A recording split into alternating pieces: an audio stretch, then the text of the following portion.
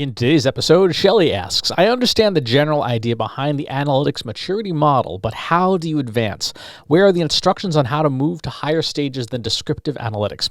Really good question. So the 5 layers of the marketing analytics maturity model are descriptive, which is answering what happened, diagnostic, which answers why did those things happen, predictive, which answers the question, well, what happens next? What should we do next?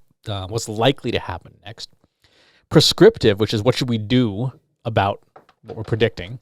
And then proactive, which is when you have systems that permit you to have some of it automated. So an example would be like Google Ads, where the system simply just takes care of making changes based on data without your intervention.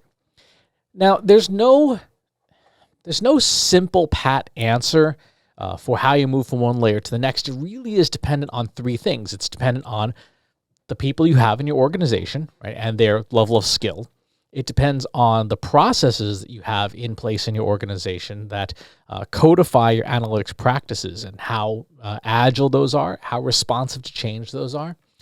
And, of course, the technologies, the platforms that you're using as to whether those platforms enable you to do additional types of analytical work, right? If you just have Google Analytics and nothing else, you're kind of stuck in descriptive analytics. It's not until you introduce things like surveying that you would get to diagnostic analytics and start to introduce statistics and machine learning in programs like Watson Studio or R or Python that you could start doing predictive and prescriptive analytics. The number one thing, though, that will get you to move towards a higher level in your analytics is curiosity, right? The ability to ask questions. For example, suppose you open up your Google Analytics account and you see that website traffic to your blog is up 40%. If you just nod your head, go, cool, put that in your PowerPoint for your stakeholders, and you're done, right? I would call it being very incurious. You're not particularly interested in digging in. You just want to get your work done, which is understandable, and move on to the next item on your to-do list. That incuriosity precludes you from moving up a level in the hierarchy of analytics, right? You looked at the data, you analyzed it, you clearly determined what happened, but then it stopped there. There was no, well, why was traffic up 40%, right? That would be the logical question. Was it just a fluke? Did we get a piece of coverage on Reddit? Did somebody mention us on Twitter, an influencer? Why did that happen? That would be diagnostic analytics.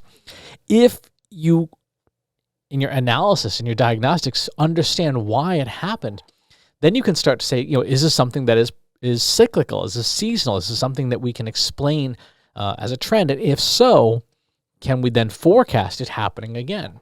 That would be your next step from diagnostic to predictive. If after that you say, okay, well, we know that every May there's going to be interest in our blog. It's just one of those seasonal things. Then the logical thing to do would be to say, okay, well, from a prescriptive analytics perspective, what should we do about it, right? Should we run a campaign? Should we hire another influencer? Should we send a whole bunch of email? What can we do that would take advantage of that natural trend, right? If there is a trend. Or if you find out there isn't a trend, but in the diagnostic phase, it turns out that it was just an influencer whose ear you caught, the logical question would be, well, great, can we do that again? Can we do that differently? Can we do that better? Can we accomplish more if we put some budget behind it? So you don't necessarily need to linearly move from diagnostic to predictive if the data we're talking about is not predictable, but you can move straight to prescriptive to ask the question, what should we do? What is the action we should take? What is the decision we need to make? Each of the stages and the migration up to the next level in each of the stages is contingent on curiosity. It is contingent on asking questions and legitimately wanting to know the answers and being willing to invest in the answers. It'd be super easy if your CMO is like, oh yeah, I want to know the answer to that.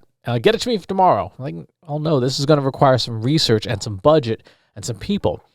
And if after you present your business case and say, hey, we think we can increase our results 20%, but we're going to need 50 grand to do it. If the powers that be are like, okay, that's a worthwhile investment, then you can move up to the next level, right? You can say, okay, we've analyzed our data and we've found a predictable trend, but we need budget to buy some predictive analytics software or hire an agency to do it for us. And if the stakeholders say yes, then congratulations, you move up another rung on the ladder. On the other hand, if the stakeholders are like, oh, no, I thought you could do that for free, then you're constrained, right? So that's how you advance. It's like anything, right? If you are curious, if you are willing to ask the questions, if you are willing to be wrong, and if you're willing to invest time, people, money to get answers, then you stand a good chance of evolving your analytics practice to those higher levels in the marketing analytics maturity model. Really good question. Thanks for asking.